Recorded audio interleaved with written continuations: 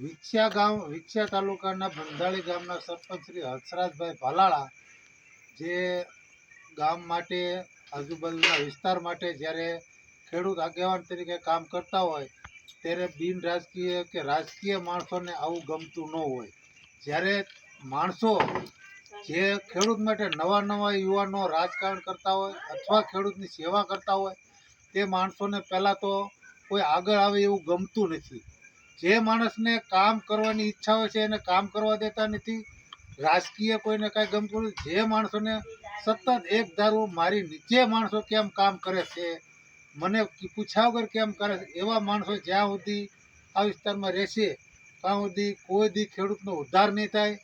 માટે ખેડૂતો જાગો, તમે તમારો હક માંગો. તમે તમારી તાકાતથી તમે તમારે જે ખેડૂતની તાકાત છે, કામની તાકાત છે, ખેતી કરવાની તાકાત છે, એ તમામ કામ માટે પોતપોતાની આત્માને જગાડો અને જાગો.